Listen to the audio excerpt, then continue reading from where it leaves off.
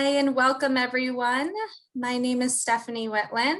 I am an officer at the Graduate School of Business at Stanford, and today we're having the opportunity to speak to a number of our in the MENA region. So thank you all for joining us. And then the next piece of information I really want to talk about is our global community, which I've already shared. And really, when you look at Stanford's opportunities, there are over 60 regional clubs across the globe, over 30,000 GSB alumni globally. And you really have an opportunity not only in this vast community, but also very deep connection to individuals within the region. So today we're hearing from folks from the MENA region, and if you're able to get the opportunity to join the Stanford community, you'll have access to over 50 clubs and organizations on campus that represent many of the countries around the world, a very global and diverse community, one of which of course would be our Middle East and North Africa club, or the MENA club.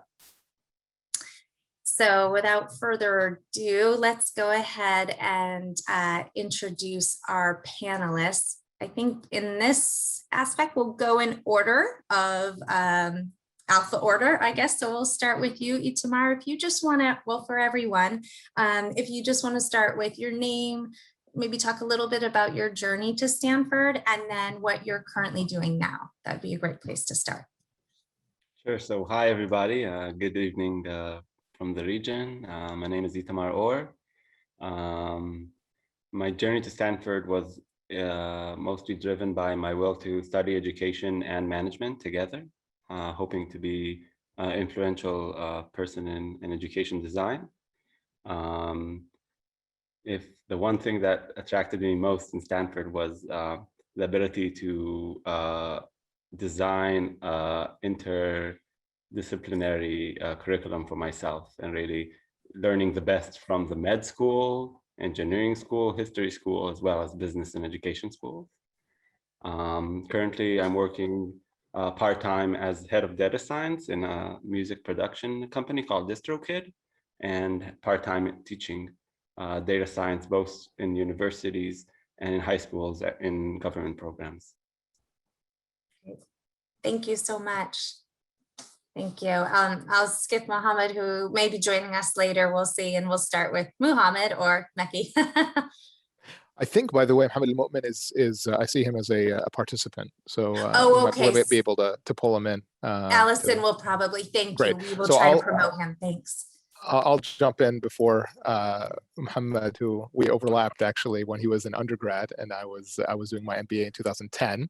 I'm based in Dubai. I'm currently actually sitting in Chicago, where I'm from, spending the summer. I work in the tech and startup space, which I didn't before the GSB, and that was one of the reasons why I really wanted to go out to Stanford, was to immerse myself in that environment. I got a chance to work at a startup while I was at the GSB. Took some fantastic courses related to that and venture capital and starting a startup. And I came out to Dubai and started an e-commerce company in 2011.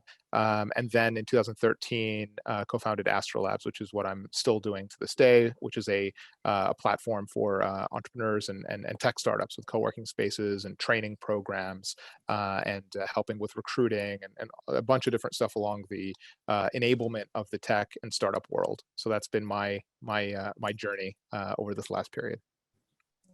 I've actually had the unique pleasure of being able to see the space in Dubai, so it was quite wonderful. Thanks for your generosity and giving us a tour, me when I was in travels. It was great to see you. Yeah, great to see you too. Rishi, you want to go ahead? Sure. Thank you so much for inviting, and I'm really excited to be of any help to the new people that are attending the webinar. So to give a brief background about myself, I'm Dr. Ruchi Dana. I was born and raised in the Middle East. I was born in Libya in north of Africa. And then our family moved to Dubai in the early 90s when the Libyan sanctions happened. So I did part of my schooling from Libya, part of it from Dubai, and then I went to medical college in India. And I was really passionate about low-cost medical devices and innovation and all. So that's the reason I pursued my MBA from Stanford. And one of my highlights there would be the Stanford Biodesign program that I took, because it really helped me to really think about the ideas and think about them in a way that I could address all the stakeholders and actually commercialize things out of that. So that was really exciting. And I'm right now in Dubai. We have our own family business, and I'm also investing actively in the healthcare sector. Thank you. Thank you. Thanks so much. And Yaya, if you want to go ahead and introduce yourself, please. Of course. Thank you very much. I hope you can all hear me loud and clear, but let me know if there are issues. So my name is Yaya, for those that don't speak Arabic. If you speak Arabic, obviously it's Yahya. So I think three things attracted me to the GSB program or Stanford in general. I knew I wanted to also do a technical degree, so I was looking for joint degree programs. So like Tamar said, like at Stanford, you can't go wrong because regardless of whatever programs you choose, it's typically one of the top schools in the US or in the world. So I got a great education out of it. Second was also the location. So being in Silicon Valley and kind of drinking from the water of Silicon Valley and stuff and learning a lot about that was also quite helpful. And third, I think the biggest takeaway I got from the GSB was actually more the personal growth aspect. So me learning more about myself, the touchy-feely, again, aspect which GSB is famous for. So things of why am I angry? Why am I upset? Why I feel overwhelmed? Where is that coming from? So being a bit more introspective, and that really is helping me even in my career today and also in my personal life. So that I would say that's actually the biggest thing I took away from the GSB, and happy to talk more about that if there are questions. Wonderful. Thank you so much. Yes, touchy-feely as it's more informally known, but for those of you on the call, you might see it on our website or whatever, listed as interpersonal dynamics. So the two are synonymous. All right, thank you all. All right, Thanks. so Mo, we might as well go ahead and let you do introduction. Good evening and good Thanks morning. so much. Yeah, I'll keep it short. Good evening and good morning, everyone. Mohammed Al-Mu'min, a class of 2015. Also have a longer history with Stanford. I was an undergrad, graduated in 2009. Currently based in Dubai. Nice to meet you all. I know Mohammed Mekki. We overlapped at Stanford for some time and in Dubai as well. But this isn't the first time I do one of these events, and I'm really excited to meet people who are interested in the GSB, and more than happy to answer questions about life pre-GSB, post-GSB, what role it played in my professional and personal career. So yeah, looking forward to chatting with everyone. Great. I hope for those who've joined today, you can get a taste of how impressive the alumni community is, the diversity. We have a great group of panelists who have joined us today, really a representation of the breadth and diversity of our alums and the strength of the community across the globe. So thank you all from the MENA region for being here. All right, so with that being said, again, for those of you who have joined today, feel free to put any questions you have in the Q&A box. These folks are at your disposal. I'll go ahead and start off with just a basic question, and any one of you can chime in and share your thoughts. But it might be helpful for people to understand what it was that got you thinking about Stanford, and more specifically an MBA. Can any of you speak to why you pursued an MBA and why Stanford?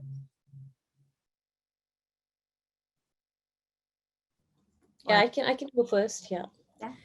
So I was a doctor, so I studied medicine prior to business school, and I was really passionate about low-cost medical devices. I was publishing a lot of papers, presenting a lot of papers, and I really wanted to commercialize these devices. But that was back in 2008, so even the startup ecosystem hadn't developed very well, especially in India.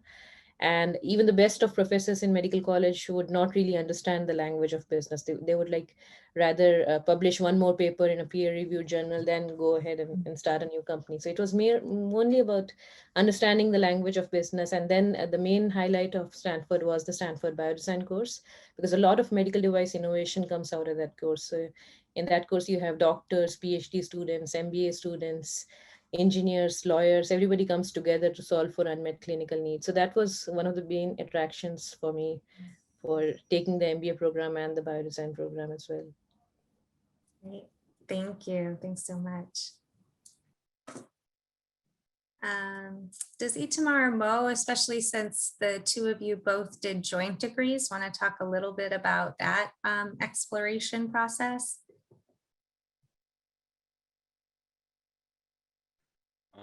I'll say a few words about it. I think there's some schools that are very, very strong. Like this might sound like a wild card to some, but the sleep science in Stanford is the most advanced sleep science in the world. And I believe sleep science is very well correlated to education, because ADHD is correlated to sleep quality.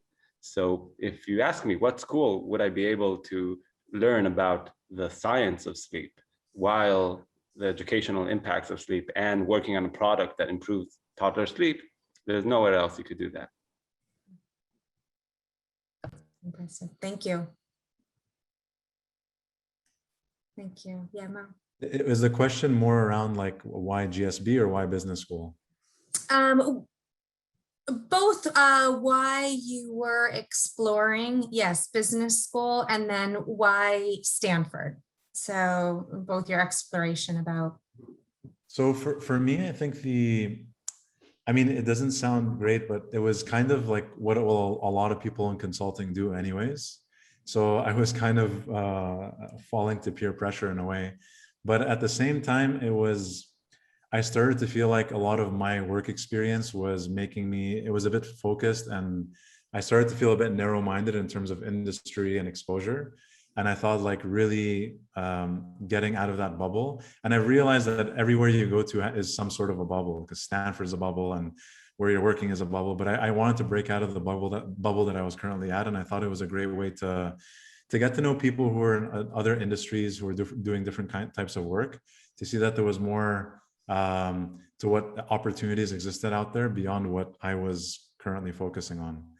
And then why Stanford? I think for me personally, I just found that I already had a history with Stanford, so I felt it was a good fit. And one thing I really appreciated, and it was confirmed to me once I got onto campus, is that there's a lot of really smart and talented people, but what really impressed me is people tend to be pretty down to earth. And I really appreciated that. I didn't feel like there was any presumptuousness in class or on campus, and I just felt like it was a bit more laid back than maybe some other places that other people would consider. So for me, it seemed like a good cultural fit, and I really appreciated that. Thank you. Thanks so much.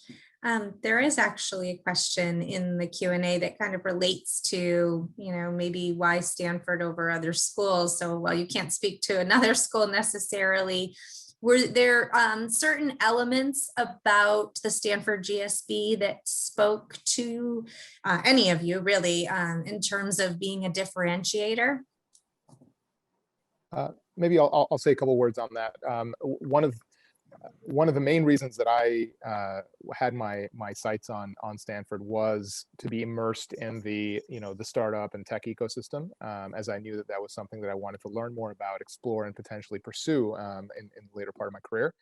But I think beyond that, it was although I didn't do a second degree while I was on campus, I thought that the accessibility and the structure of the program, enabling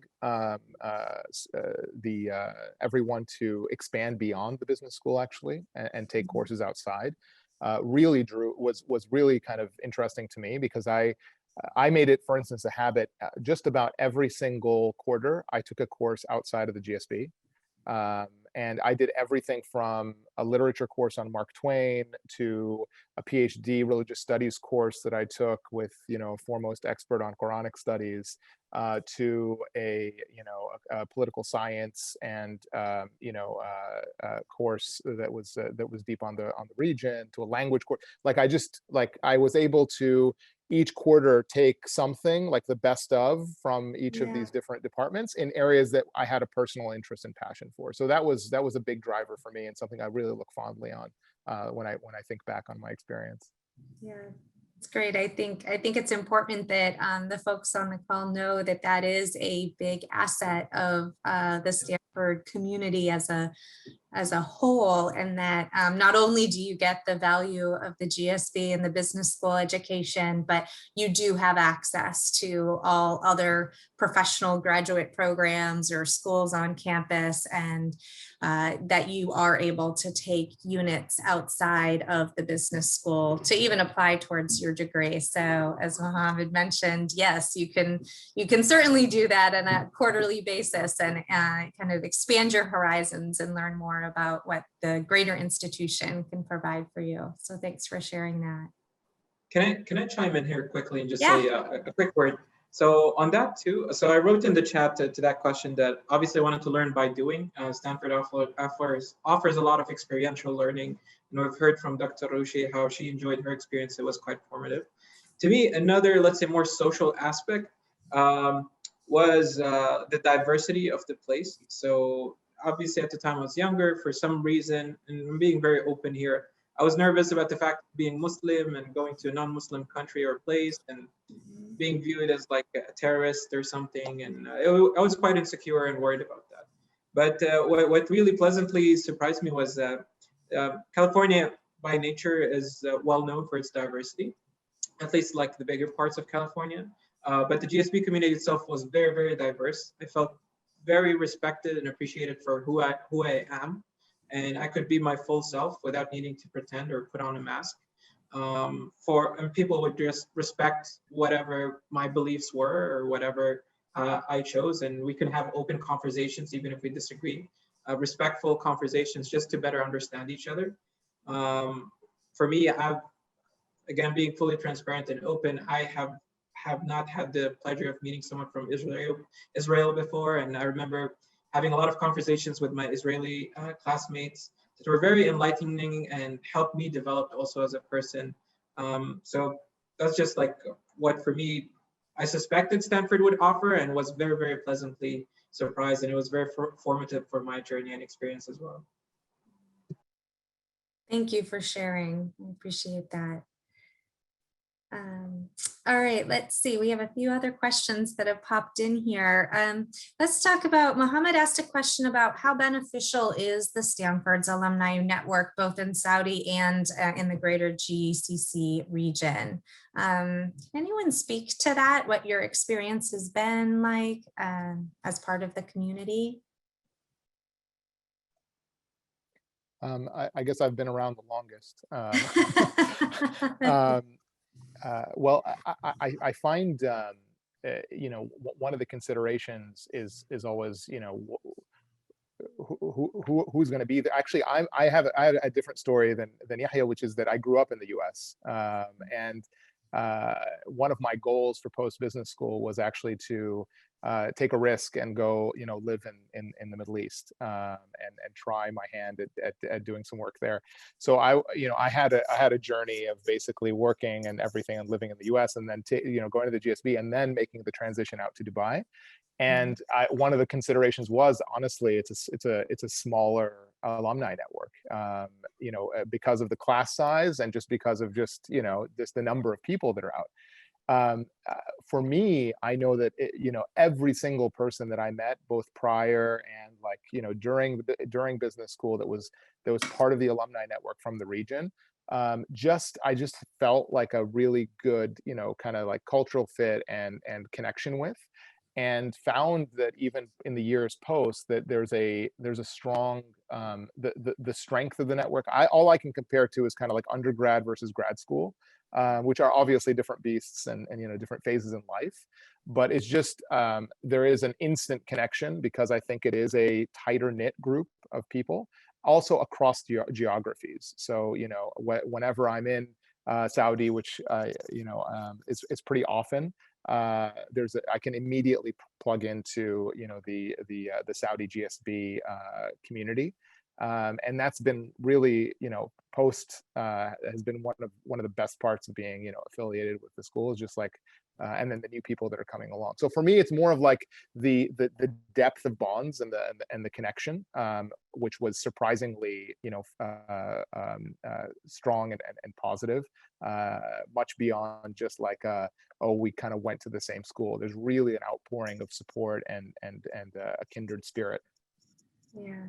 I love how you, Mohammed, you know, I usually will share oftentimes that the strength of the alumni community is really representative of the number of people who are committed in you and dedicated to you. And I have heard resoundingly in all my conversations and travels how deeply and tight-knit that community is. And I think that is what speaks to the value of the Stanford alumni community. So thank you for sharing.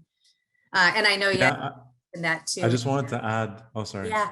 I just wanted to add, because I've attended a lot of the Stanford alumni and Saudi events, and it's a very deep-rooted community. The Stanford Saudi community is, I remember alumni attending from like who graduated from Stanford in the 70s.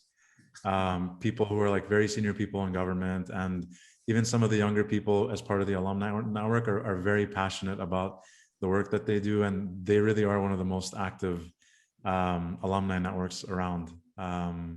So I think for anyone who's based in Saudi and is considering GSB and Stanford more broadly, you'll definitely find a support network and a network of people who are doing really impressive things there. Thank you so much. I want to ask a question that Joey put in the Q&A, and Ruchi, this is for you specifically. So just some information around if you could elaborate more on the projects or outputs of your biodesign course, or just talk a little bit more about that. Certainly that sparked some interest, and I'm sure others would like to hear a little bit more about that experience. Sure, I think like that was a really life-changing experience. So at the Stanford Biodesign course, the father figure there is Tom Fogarty, who is like a very well-known medtech innovator. So he's developed a number of companies, and there are so many alumni that come out of the Stanford Biodesign program who are like later on inventors and investors into medical device companies. So there's an entire ecosystem that promotes a lot of medtech innovation. For me particularly, the highlight was that I got an opportunity to lead a trip to China, and we got the NIH grant under the C IDEA program for Stanford for that. So that's the first grant I ever got from the US government. So it was really a big highlight for me. And we led this trip to China and worked in the most remote parts of China, and worked in the government hospitals there. And it was mainly about finding unmet needs and thinking about crazy ideas to solve those unmet needs. So that was the main highlight for me, having to do that trip to China. Wonderful. Thank you so much for sharing. Let's see here. I know some of you folks are, thank you for answering in the Q&A for some of you who are doing it there. I realized doing that actually dismisses the question. So it's still open and we don't get to talk about it. So I do apologize. That's why I'm going to them.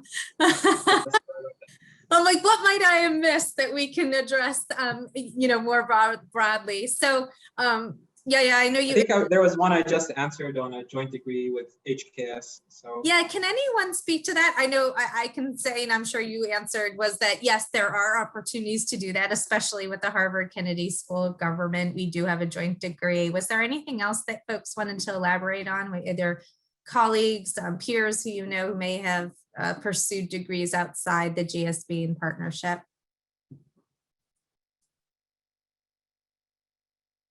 Let's see. If the panel would allow me to go ahead, Itamar.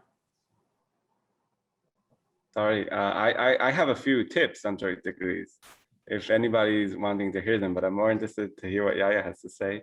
I'll say in general, there are degrees that are funded, in meaning that you could extend your scholarship to, and there are degrees that are not. There are degrees in which you cannot extend your period of learning, and there are degrees which you can. And there are degrees which you need to apply before business school, and there are degrees that you need to apply after. So if you want to talk more about it, I'd love to get into the details.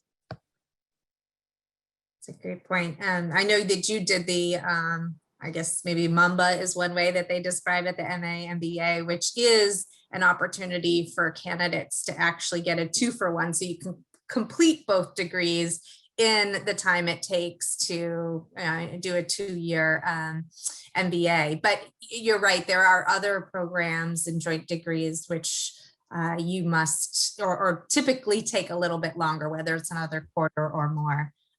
Yeah, did you want to add to that? Was there anything else you wanted to share? So I just wanted to confirm what I probably said in writing, that the HKS is definitely one of the more famous or one of the popular, let's say, joint degrees. And you do split your time doing your MBA at Stanford and then your public administration degree at Harvard. And many of our classmates, I'm sure we all had classmates who probably did it if the program was there while you were at Stanford. Maybe one additional thing I would add to like what seemed to be an advantage about the joint degree, at least in my case in engineering, is that you could apply. You needed to apply to both schools.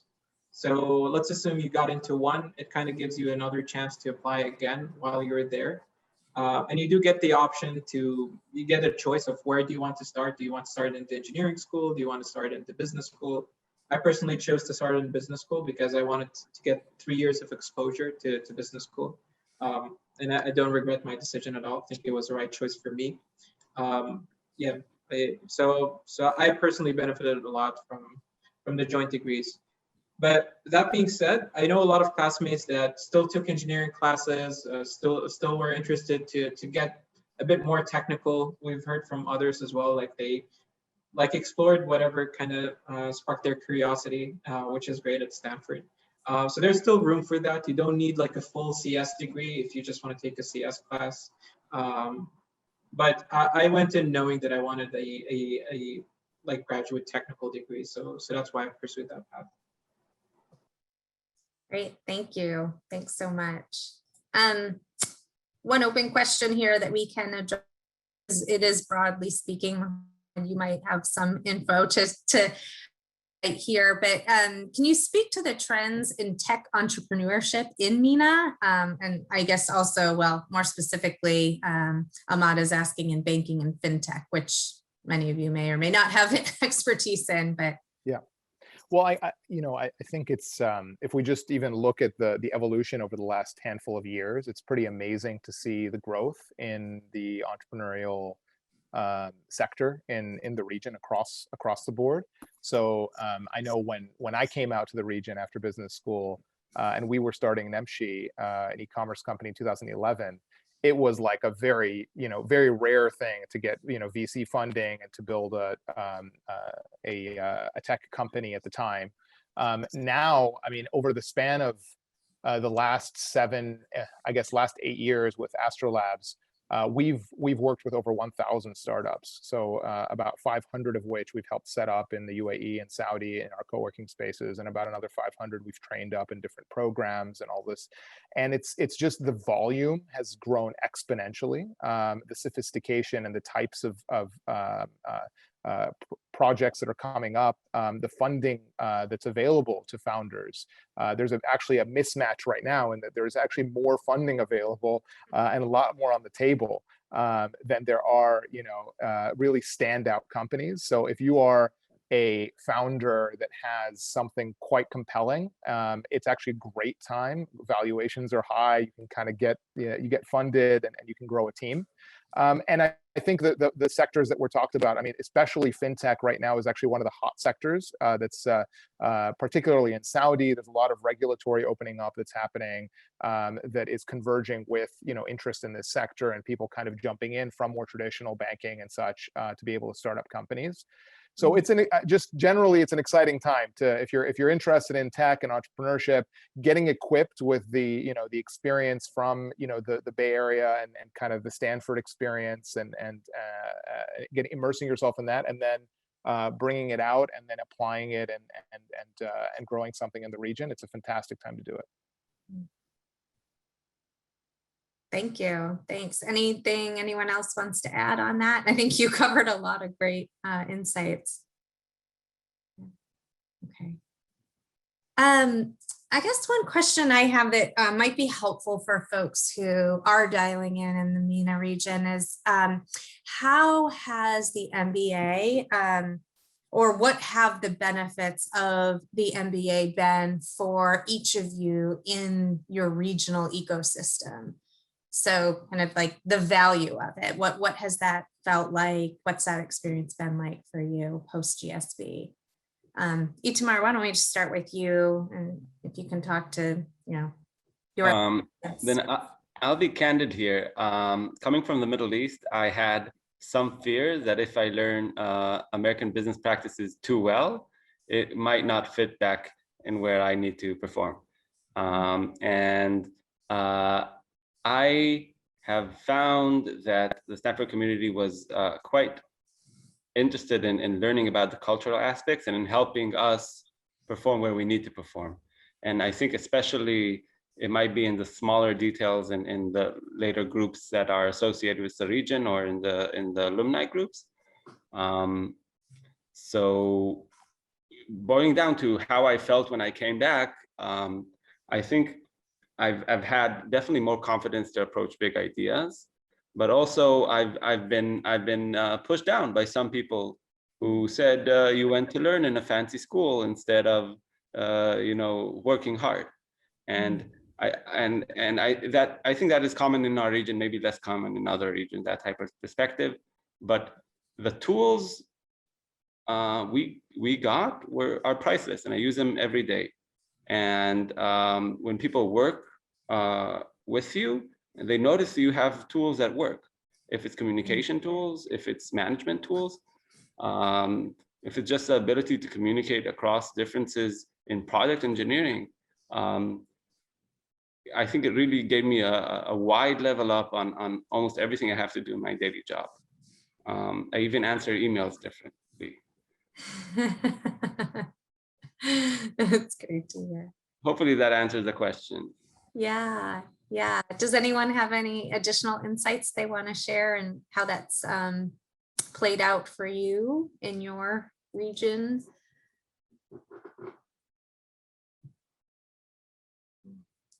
Well, I think maybe just one point about for me, it was more of a personal journey. So I didn't go to Stanford to learn about MENA or to learn about how to do business in the Middle East.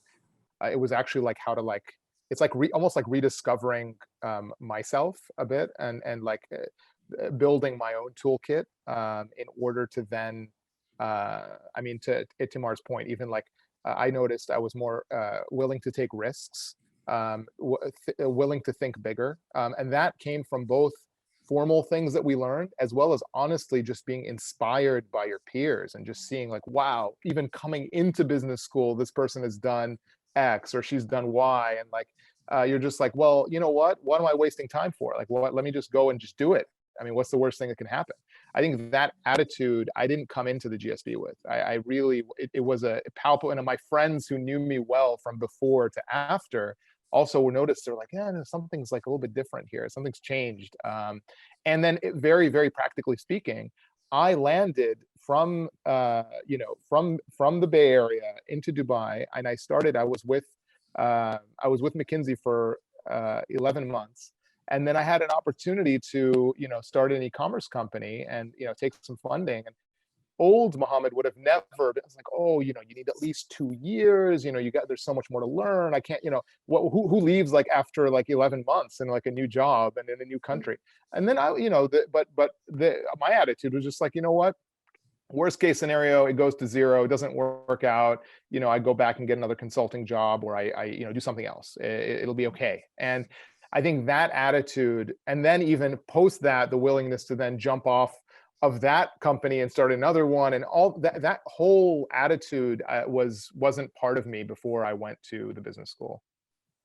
You speak to a good to one of the ethos of Stanford, right? And the philosophy of the willingness and ability to take risks. And to not fear failure, right? To really stretch yourself and step out of your comfort zone. We talk a lot about that. So I'm glad that that is how you felt. The MBA, you know, broadened your ability to think outside the box and explore new opportunities, knowing that you had a support system, right? Regardless of where you landed.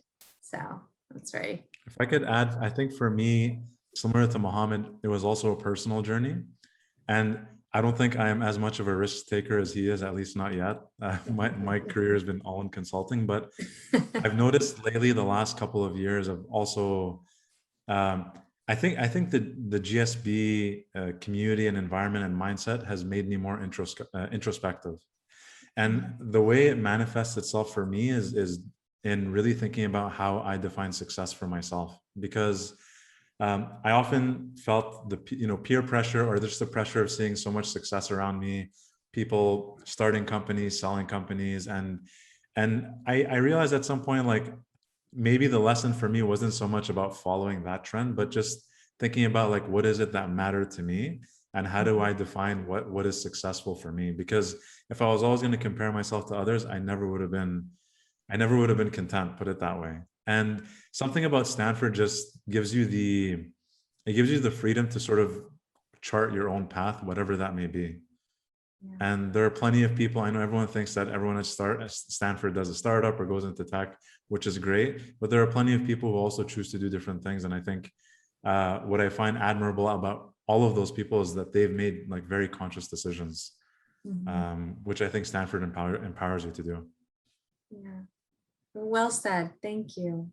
Thanks.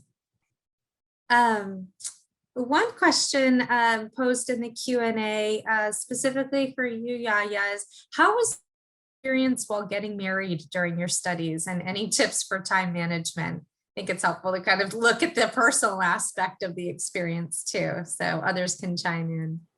Yeah, sure. So an experience getting married. Well, so there's this course called Paths to Power and Negotiations. No, I'm just joking.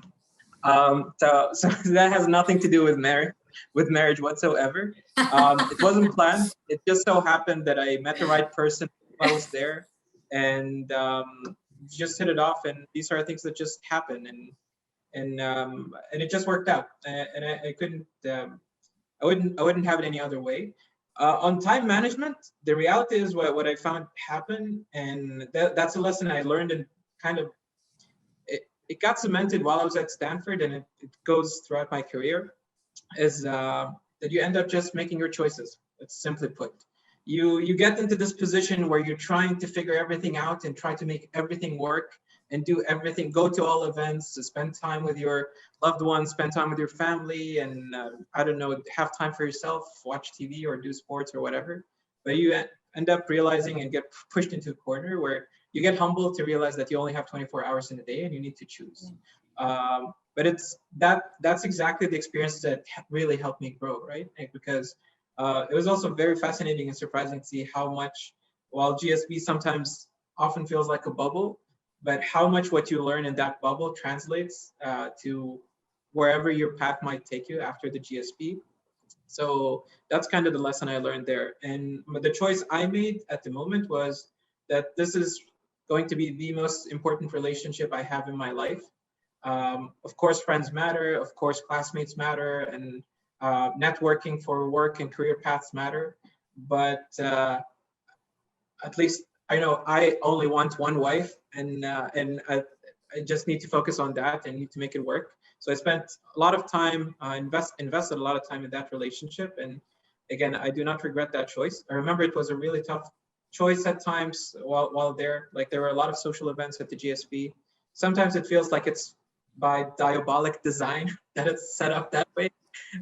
So because you start like getting that fear of missing out. But that was exactly maybe the lesson I needed to learn, of how to make my own choices that, like Mohammed and Mu'min said, are right for me and is what's right for me as Yahya. And I definitely feel I made the right choice and the right call. Yeah, there definitely is this sense of FOMO, as you all call it, fear of missing out, but not sure whether this acronym existed when you were here, but when you were there, but now there's JOMO, which is also the joy of missing out. So being able to take, you know, joy in realizing that there are things you can miss out on. So I've heard that term. So they both exist now. All right. So let's see here. Anna asked a question which actually follows up on a comment that you had made earlier about presenting your true self, and I think it speaks to a lot of what the GSB can provide for their students, is that opportunity to really get to the core of who you are and to explore your vulnerability. So she's asking, you know, for all the panelists and those who are willing to chime in, could you share a memorable experience about how GSB helped you reinvent yourself while also staying true to yourself? I think it's a great question. Anyone want to jump in first? Yeah, I can start with that. So one of the major highlights for me, apart from the touchy-feely course, which obviously is really life-changing, was that I got elected to be the CFO and co-president of the MENA club. And that was really meaningful for me, because even though I'm not Middle Eastern, but I was born and raised in the Middle East, and having those elections and getting elected to that position, I think like that really made me realize that you can actually stand for what you believe in. Yeah. That's wonderful. I'm glad to hear that. Yeah. Anybody else want to chime in? Yeah.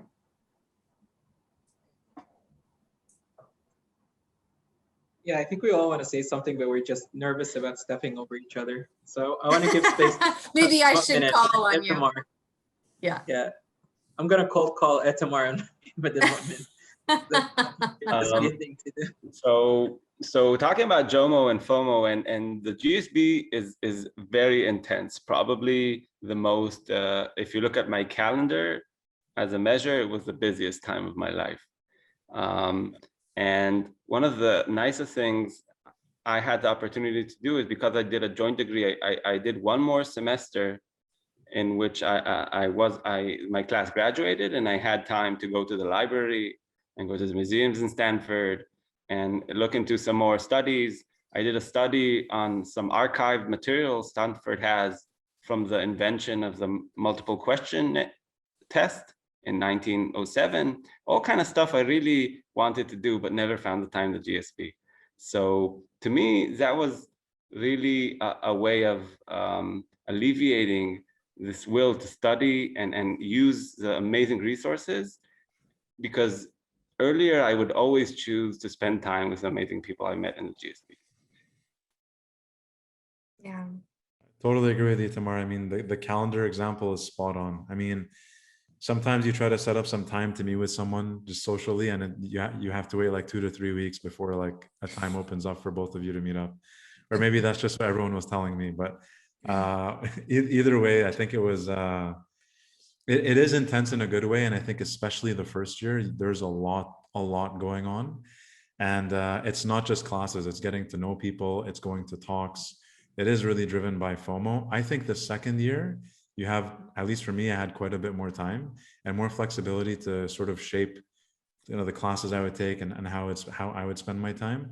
I personally, like, I chose to spend time just like going to the gym, going jogging around Stanford's campus. So lots of like really nice hills on campus. And I found for me that really helped to re-energize me. So there were plenty of times where like I didn't go to certain social events, but I felt like, I think as Yahya was mentioning, like it's part of what helps shape you to make those decisions, to say there's so much going on. I can't be everywhere at the same time. So I think for me, like there was a lot of growth on campus and really helped to shape who I am even today, I think. That's a great point. I want to ask a question. I think it would be helpful for folks who are on today. to hear about, what were some of the most compelling, either academic or learning moments that you had. I'd like to hear from each of you, but I'll start with Mohammed Mekki, if you can think back. I know you're the one it's been the greatest amount of time since you've been back at school. So apologies for calling you out. But when you think back, what were there certain compelling academic or learning moments that really stick out to you? Yeah. It's a true test to see what sticks over the period of time, Yeah. right? I think the broader point I wanted to make on this, and just generally to some of the stuff that was brought up earlier, was this point about choices and about actually going in with a bit of a plan, and not just going in and getting pulled left and right, because you can be, there's just so much happening academically, socially, everything. So going in, of course, with an open mind, but also having doing that introspection beforehand is super helpful, because then you get to think about, what is it that I want to get out of this experience, and so that I can be purposeful about it, right? So for me personally, I came in much more introverted, and I would be the kind of person that would have one or two friends, and it wouldn't have the Hamid al-Mu'min problem of the 2 to 3 week scheduling issue. But I think people were just telling me that, by the way. So I that was one objective that I did have, and I kind of like spread my wings out, and that really helped me personally. And on the academic side, I knew going in that I wanted to deepen my understanding of and exposure to the tech and startup sector. And so there's so many cool courses that you can take, but I was just like, every time something came up, I'm like, okay, I want to take, formation of new ventures. I want to learn how venture capital works, for instance, from Joel Peter. I took, different types of courses that would feed into this objective that I had to come out of the GSB with some kind of understanding, that I think felt, so when I look back, yes, there were the highlight courses of like managing difficult conversations, for instance. How do you go into a very challenging management conversation and achieve the objectives that you want. But at the same time, it was this like kind of quarter on quarter, at least every other quarter, I would have something with my specific goal in mind. And so when I left, I can say, okay, I have a good handle about how this sector works now. Great. Yeah. Thank you. I'm going to go in order of last, since you've been. So Mohammed, you were first. Now, Ruchi, I guess I'll go with you, thinking about the distance traveled. If you can think back to your experience, what might have been the most compelling academic or learning experience for you? Sure. So I made it a point to take the most difficult courses. So I took a lot of finance courses, because I knew that was my weakness, and I really wanted to get a lot of more in terms of finance. So that was one thing. But I think the one thing that I didn't expect at all was at the end of first year, then when you have the executive challenge, I think that's a memory that I still have, in which all the alumni come and they role play different difficult scenarios, and you have to just act a certain part and see what's the trigger that's bothering the alumni, or the role playing. So that was really interesting. So in our case, it was a very simple problem, but we couldn't even understand that this is something that has to be said during this meeting. So that was really a very good learning experience, just to understand how interpersonal dynamics work out, and what's how you say certain things and how it's perceived by other people. Right. Yeah. Catching you off guard, right? You have a plan of what you think is to be accomplished, and then there are certain things that might sidetrack the conversation. Yeah, I've definitely observed many of those executive challenge simulations, and it's a lot of fun. All right, I'm going to go to you, Mo, and see if you have yeah, I think about two things. So one is, I really love the fact that we had so many, I'm not sure what the term was, but I guess to call them practitioners among the, among the lecturers and the professors. So it was a lot of stories and a lot of anecdotes, and it really felt like we were steeped in it was, we weren't just opening books and studying, but really like learning from their experiences vicariously. And then linked to that was because of being in Silicon Valley, I thought it was amazing that you were around so many, for example, like venture capital firms, around like so much, so many exciting things going on where people would come in, guest speakers, view from the top, where you had like, leaders of industry coming in and giving talks, people coming in, hearing your pitches for startup ideas. And I think from all of that, I learned a lot, just not just in terms of like what people are looking for, but how to conduct myself and carry myself. And I think that is something that I retain until today. And it's been what, 6 years since I graduated, but I don't feel like that's going to leave me anytime. Yeah, a lot of those skills are sort of the skills that you'll utilize throughout your career for sure. All right, Yaya, you're next. Yeah, I'll be very quick since I know we're short on time. So one of the most technical ones was the DiMarzo financial modeling class. I think that made me so much fall in love with Excel, and which I already loved before the course. So, but I feel much stronger in terms of financial modeling and thinking about that. So that was great. In terms of personal, obviously touchy-feely, I spoke about that, but also Paths to Power was very complementary to touchy-feely, because it's kind of, you get to learn how to be a Jedi master, and then you go to the dark side. So you kind of get both experiences. But it was very complimentary, and again helped me figure out for myself like who is Yahya and who do I want to be moving forward with my life. Thank you. All right, we'll wrap up with you, Itamar, if you have anything to add. Also shortly, first of all, it's an honor to be here, and thank you, everybody. I'll say a word on that. I say the two top courses, one is negotiations, in my opinion. Really, I think in helping myself develop negotiation skills and my friends and family develop negotiation skills and thought. And the second one I would say is tax optimization. And there are a lot of gains to be done in tax planning I had no idea about before the GSB. Very interesting. That's great. Really appreciate all of your insights today. Does anyone want to put in one last blurb of advice to the folks who are on the call today, just as they're thinking about this experience and exploring an MBA? Any last parting thoughts? No. Well, I do hope that this was helpful for all of you who were able to join us today. I'll say this, regardless of what you're thinking, just apply. And then, inshallah, we say that a lot in the Middle East, inshallah, you'll get admitted, and then you can make your choice. And obviously you can ask a lot of questions and we'll be there to answer. So just apply. I mean, what's the worst that could happen for just applying? That's right. Yeah, you can't get admitted if you don't even try, right? So there's that.